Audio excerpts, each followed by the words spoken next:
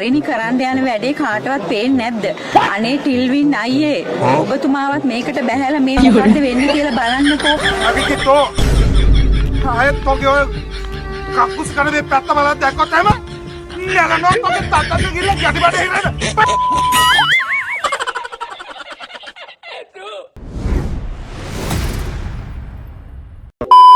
මචං බයියෙක්ගෙන් නිකමට අහපන්කෝ රට මේ තරම් බංකලොත් උනේ ඇයි කියලා.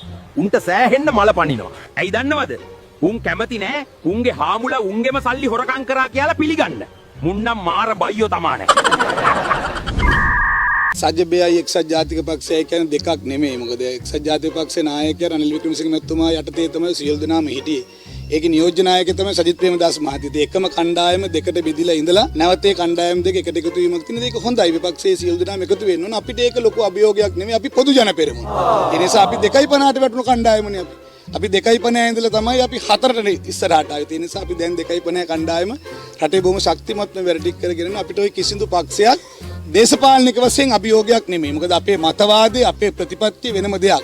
රටේ ජනතාව අපි ගැන දකින්නේ වෙන ආකාරයකට. ඒ නිසා පොදු ජන පෙරමුණට ඔය කිසිම පක්ෂයක් අභියෝගයක් නෙවෙයි. එන ඕනම මැතිවරණයකදී කැට තියලා කියන්නේ ලියලා තියාගන්න ජයග්‍රාහී පක්ෂය ශ්‍රී ලංකා පොදු ජන පෙරමුණ. පොහොට්ටුව තමයි ඕන මැතිවරණය ජයග්‍රහණය කරන්නේ. අම්මගේ රෙද්ද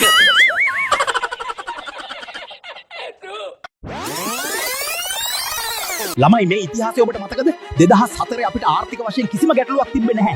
යුද්ධය විතරයි තිබුණේ. රජෙක් කියලා හිතාගෙන හොරෙකුට පාලනය දුන්නා. ශ්‍රී ලංකාව සිටීමෙන් විතරයි මකලා දැම්මේ නැත්තේ. ඒ තරමට ජනතාවගේ මුදල් හොරා කෑවා. හොරාව පන්නලා යහපාලනය ගෙනාවා. මහ බැංකුවට කෙලියා රටයි ජාතිය බේරගන්න කියලා විරුවෙක් ගෙනාවා. ජාතිවාදයේ වපුරලා මිනිස්සු මරා ගත්තා. රට බංකලොත් වුණා. අසරණ ජනතාව පෝලිං වල මැරුණා.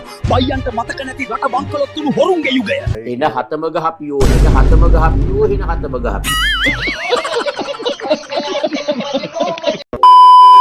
බෝල ආනන්ද තෝ කොහෙද හිටියේ මේ පොත ගහනකොට? දන්නේ නැහැ. ධම්ම චක්කේ නෑ. සිංහයාට මේ කරා දෙකක් වගේ තුනක් කැවිලා උඩට. එකක් මෙහෙට දෙකක් උඩට. ආනන්ද විජේපාල ඇමතියා දැන් කියලා දන්නේ නැහැ කියලා. තොපි හැමදේම දන්නේ නැහැ. දන්නේ මිනිස්සුන්ගේ රීරි මාස කණ්ඩ පමණයි. හරණේ ගෙනාවා හයේ. මේ කියනවා අපි මේවා බලන්න නෙමෙයි දැම්මේ. ගෙදර බත් මුට්ටියක් ඉදුණට පස්සේ අම්මගෙන් තාත්තගෙන් අහන්නේ නැහනේ. ගිහිල්ලා බඩගින්න බත් ටික කනවනේ. මේ උන්ට පිස්සු මුන්ට ඔල්බාදේ.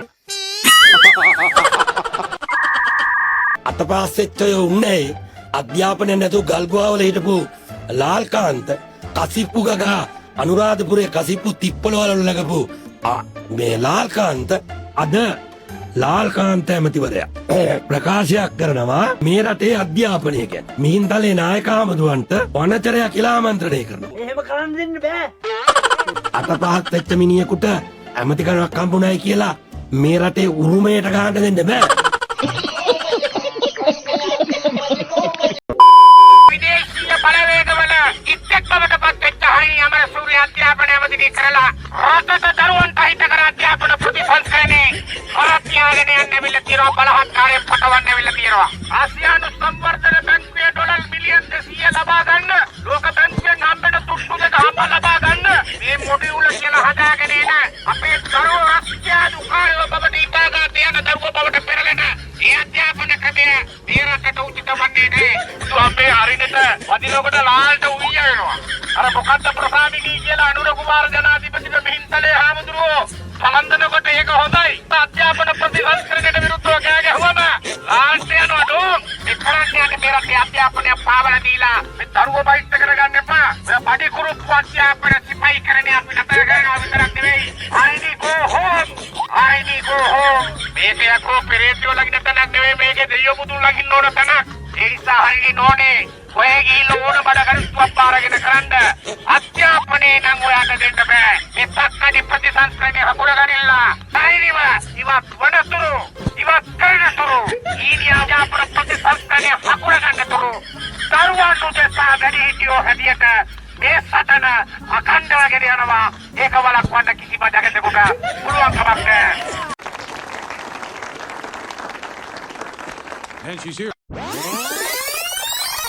අධ්‍යාපන ප්‍රතිසංස්කරණ පිළිබඳ ප්‍රතිපත්තිමය සාකච්ඡාවකට වඩා මේ වෙලේ තියෙන්නේ ඊටාම නරක විදිහකට කාන්තාවක් අපහාසයට උපහාසයට ලක් කිරීමක්. පමයන් නටන්න ඉඩ තියන්න එපා.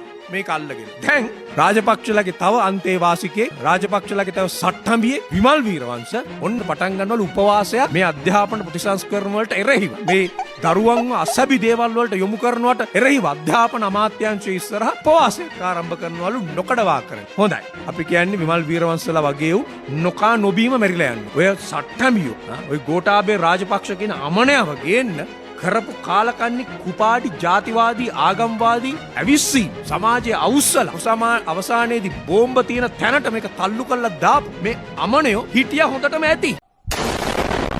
මතක් කරන්න ඕනේ වීරවංශ වගේ සට්ටම්බියන්ට දරුව වෙනුවෙන් මීට කලින් උඹලගේ වැඩිහිටිකම පෙන්වන්න තිබුණා. ගෝඨාභය රාජපක්ෂ ආරක්ෂක අමාත්‍යාංශයේ ලේකම්වරයා විදියට ඉන්නකොට අතුරුදහන් කරපු සංස්කෘතියක් හැදුවා. ව්‍යාපාරිකයන්ගේ පාසල් දරුවන්ව කොළඹ ඉන්න අතුරුදහන් කළා. අන්තිම මරලා දැම්මා. අද ඒවට තමයි ඔය නාවික හමුදාපති කෙනෙක් අල්ලගෙන ඉන්නේ. ඒ නාවික හමුදාපති යුද්ධ කරපු හින්දා නෙමෙයි. යුද්ධෙන් පස්සේ කරපු අතුරුදහන් කිරීම. පාසල් යන දරුවන් ඔය ට්‍රිපොලි ප්ලටූන් එක වගේ එකක් හදාගෙන ගෝඨාභය රාජපක්ෂ ඒ දරුවෝ අතුරුදහන් කරන තැනට කප්පම් ගන්න තැනට මේක මෙහෙවනකොට එතකොට දතකට පූට්ටු වෙලා හිටපුයි. මුගේ වැඩිහිටිකම අපි දැක්කේ නෑ එතකොට. අසභ්‍ය දේවල් ගැන කතා කරනවා ළමයින්ව යොමු කරනවායි කියලා. දලදා මාලිගාව ඉස්සරහා වැලිකොට්ට දාලා රේස් දිව්වේ. රුසියානු කාන්තාවන් අඩනිරුවතින් නටවලා. එතකොට මුගේ වැඩිහිටිකම තිබ්බේ නෑ. සාරා සුනිල් වැනි අමනයෝ වනචරයෝ රාජපක්ෂලගේ තරුණියන්ව 100ක් දූෂණය කරලා පාටි දානකොට මුන්ට දතකට පූට්ටු වෙලා තිබුණේ. විදේශීය කාන්තාවන්ව සාමූහිකව දූෂණය කරනකොට නාමල් රාජපක්ෂගේ නිල් බලකායේ වනචරයෝ. එතකොට විමල් වීරවංශ වගේ සට්ටම්බියෝ උන්ගේ ඔළුව හංගන් හිටියේ දෙපන්දරේ.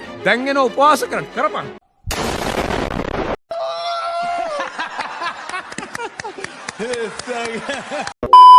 අපි අධ්‍යාපන ප්‍රතිසංස්කරණ දැන් නිකන් කිව්වොත් එහෙම මේක පටන් ගත්තා සෑහෙන කාලෙක ඉඳන්. හැබැයි ඇත්තම කිව්වොත් එහෙම මේ ප්‍රතිසංස්කරණ එකක්වත් තාම හරියට කරගන්න බැරි වුණා. මොකද්ද හේතුව?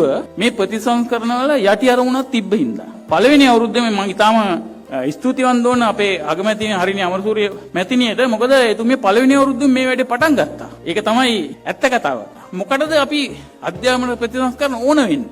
ඒක තමයි ඕගොල්ලන්ට දන්නේ නැති කතාව. ඒකේ පිටුවක් අරගෙන පිටුවේ තියෙන මොකක් හරි වෙබ්සයිට් එකක් ගැන බලලා ඒක ගැන තමයි ගොඩාක් දෙනා කතා කරන්නේ. මම කියන්නේ මේ අධ්‍යාපන ප්‍රතිසංස්කරණ වල අපි සහයෝගය දක්වන්න ඕන. මෙතන ඇත්තටම ලොකු ප්‍රශ්නයක් ඇති කරලා තියෙන බොරු බිල් එකක් මවලා තියෙනවා. අගමැතිතුමිය ගත්තොත් එහෙම අපතුමියට තියෙන පළවෙනි උපාධිය තියෙන්නේ ඉන්දියාවේ, දෙවෙනි එක ඕස්ට්‍රේලියාවේ, PhD එක තියෙන්නේ එඩින්බරෝ. ඒ වාගේ තැනත් එක් මම හිතන ලංකාවේ ප්‍රථම වතාවට අධ්‍යාපන ඇමති බවට පත් උනේ. ඒකට අපි සතුටු විය යුතුයි. ඒක තමයි තියෙන ප්‍රශ්නේ. කවදාවත් එතුමිය පස්ස ගහන්න නැතුව මේකට අත ගැහුවේ ඒකයි. මේ අධ්‍යාපන ප්‍රතිසංස්කරණ ගැන ලේසි වැඩක් නෙවෙයි. ඉතින් ඒ හින්දා මම විශ්වාස කරනවා මේ අධ්‍යාපන ප්‍රතිසංස්කරණ හරියට කරොත් එහෙම ලංකාව අධ්‍යාපන ශ්‍රේෂ්ඨයේ ඉතාම ඉහළ තැනකට යනවා.